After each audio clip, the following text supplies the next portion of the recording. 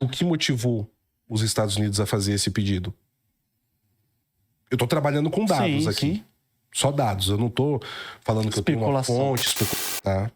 Nós tivemos algo assim, que não tá sendo comentado no Brasil. Eu fiz um programa ontem à noite que, dentre várias coisas aqui da América Latina, eu falei sobre isso, que é a questão do México.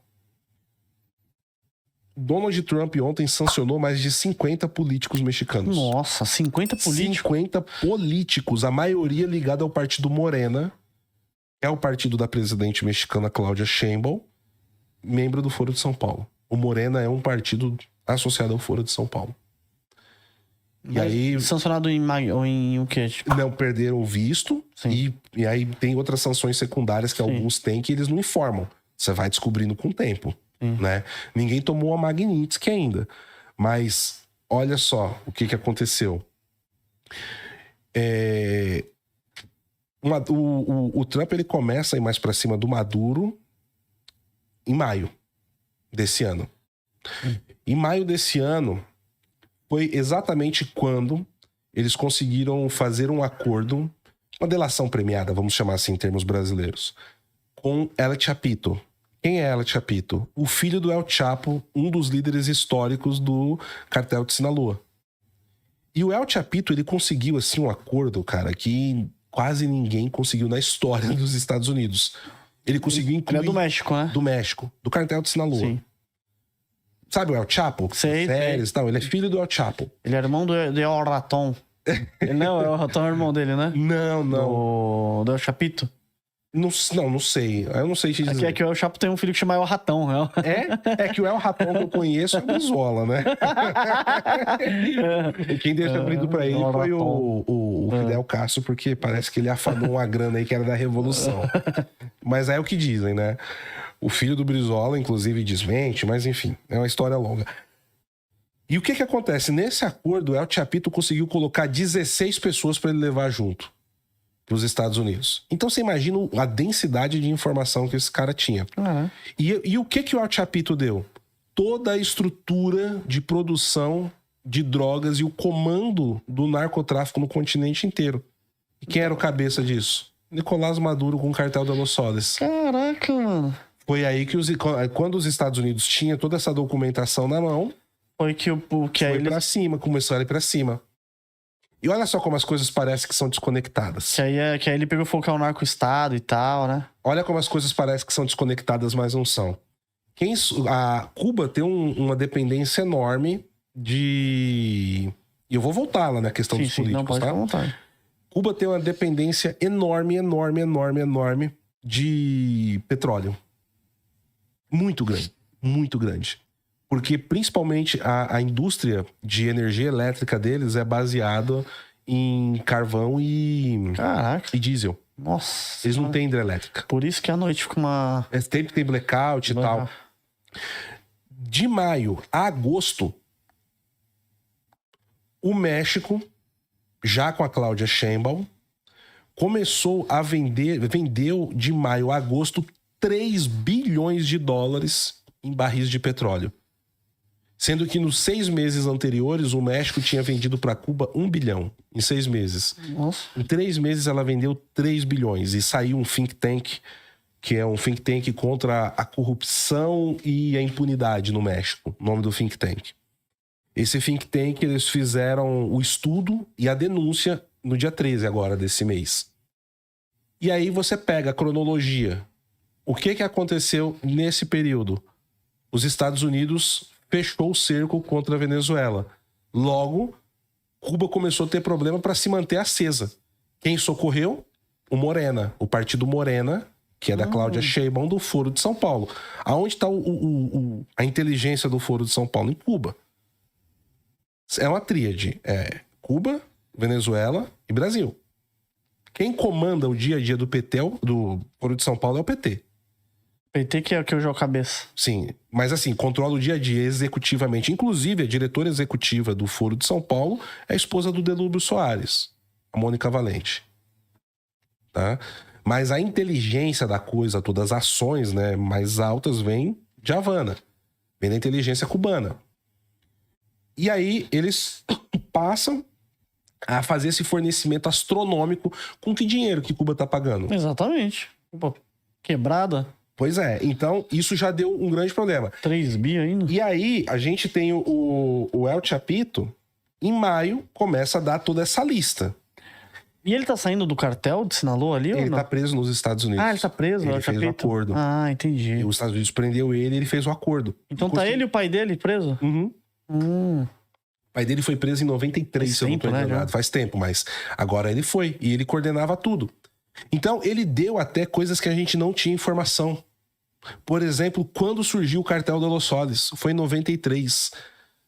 Os estudos que eu consegui levantar e com outras pessoas sérias, como o Leonardo Coutinho, que é um outro, sabe, um jornalista brilhante aqui do Brasil, ele tá nos Estados Unidos hoje, o que ele, inclusive, ele levantou isso no livro dele também, né, que é o Hugo Chaves, o Espectro. Sabia-se que até então o Cartel de Los Soles surgiu entre 2002 e 2005. E aí o Cartel de Los Soles surgiu em 93, e o Chapito dá todos os nomes. E aí, de repente, do nada, ontem, os Estados Unidos sancionam 50 políticos mexicanos. E qual foi a alegação? Envolvimento com os cartéis de drogas mexicanos. Da onde saiu essa informação? Tá meio claro. Era o Chapito, né? Então, e qual foi a acusação dada? Inclusive para governadores, deputados, sabe? No estado a governadora esqueci o nome dela agora, né? Da Baja Califórnia, que é a Baixa Califórnia, que a Califórnia antes pegava até lá em cima, né? Aí quando teve a divisão na guerra com os dois países, aí os Estados Unidos tomam aquele território e fica a Alta Califórnia e a Baixa Califórnia. A Alta Califórnia, nos Estados Unidos, e a Baixa Califórnia é um estado fronteiriço lá. Sim. A governadora da fronteira lá, né, da Baixa Califórnia, foi sancionada também. Também. E é do Partido Morena, ligado ao Foro de São Paulo. Então, assim, o envolvimento com as guerrilhas e tudo mais. Então, 50 políticos sancionados por envolvimento com crime organizado dentro do Estado mexicano. Aí a gente não pode afirmar, a gente pode especular. Será que o crime organizado no Brasil está dentro da política? E os Estados Unidos pediram para o governo brasileiro em maio, guarda esse mês, maio. Pediram para o governo brasileiro em maio para classificar o PCC e o Comando Vermelho como organizações terroristas. Por que em maio de novo? Será que o PCC e o Comando Vermelho têm envolvimento com o Cartel de Los Soles? O que motivou os Estados Unidos a fazer esse pedido? Eu estou trabalhando com dados aqui. Sim. Só dados, eu não tô falando que eu tenho uma fonte, especulação, não. Eu tô trabalhando com dados, eu tô dando os dados aqui, né? Mas percebe como o mês de maio é chave? Sim. E com essa questão do El Chapito? Então, respondendo, eu contei tudo isso pra gente ter um pano de fundo e entender. Os Estados Unidos podem colocar algum político brasileiro sob sanção por envolvimento, seja com que tipo de crime que for, e até na lista vermelha da Interpol, se for o caso? Pode. Pode mesmo. Porque ele já tá acontecendo. O Maduro já tá, por exemplo. O Petro foi sancionado, presidente da Colômbia. Ontem, 50 políticos mexicanos. Por que o Brasil seria diferente? Aí você vê como é vazia a narrativa de rede social de todos os lados aqui, principalmente da mídia. Não, porque é amigo do Bolsonaro, aí o Lula vai lá, ai, cara, salva meu pai. Cara, não tem um pé na realidade com o que tá acontecendo. Eu tô falando ultimamente que, assim, o governo do PT atual, eles acham que eles estão em 2002, que o Lula mentia pra todo mundo, enganava todo mundo. Jogava dados à reveria. Jogava dados e tal. Então eles estão jogando um campeonato de pontos corridos, só que eles não estão percebendo que eles estão numa quarta de final na Bomboneira com Boca e os caras aqui com escudo pra cobrar escanteio. Entendeu? O jogo é completamente diferente que tá acontecendo hoje. As regras são outras. E o governo brasileiro não percebe. É tanto que, olha só, teve aquele caso lá da Globo News, né? Que eles falaram que o Marco Rubio estava isolado. E aí o repórter ali, ele até fala, não, conversei aqui com pessoas de dentro do Itamaraty, né? E essas pessoas de dentro do Itamaraty falaram aqui que o Marco Rubio teve uma mudança, então vem ele isolado porque mudou e etc. Cara, eles nem estudaram o Trump. A forma que o Trump faz as coisas, que é básico, tá? Ele tem um livro que explica, ele tá aplicando as regras do livro dele, né? Então isso não tá sendo feito.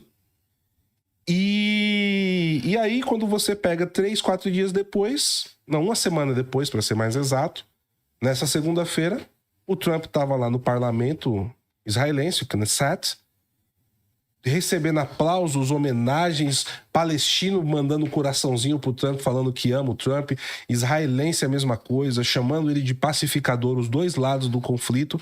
Ele levanta, dando o discurso dele, pede pro Marco Rubio se levantar, agradece o incrível trabalho que ele tá fazendo e fala que ele tá trabalhando para se tornar o maior secretário de Estado da história americana. E aí eles falam que o cara tá isolado. Tá isolado, uma semana antes. Como é que você vai levar a sério um departamento de diplomacia desse dentro do Brasil? Não dá. Aí você pega... Aí eu vi até algumas pessoas falando assim, o pessoal tá batendo, mas o repórter só deu informação. O repórter deu informação pra uma bancada de analistas. Pô, uma bancada de analistas...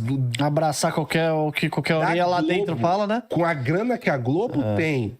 Não tem ninguém competente, cara, pra fazer uma análise dessa, de olhar os dados, cara. Desculpa. Então não tem jornalismo sério acontecendo. Né? Só pra gente... Não sei se eu respondi a sua pergunta. Não, respondeu sim. Mas com certeza, então, mesmo se for juiz, político, se tiver algum envolvimento lá, a pessoa pode ser sancionada e ter um nome na Interpol e tal. Sim. Não, legal mesmo. Isso pode acontecer. Isso pode acontecer. Então, esse caso do Felipe Martins, ele tem um potencial, assim, para ser algo pior que a Magnitsky, cara. Pior que a Magnitsky. Olha aí.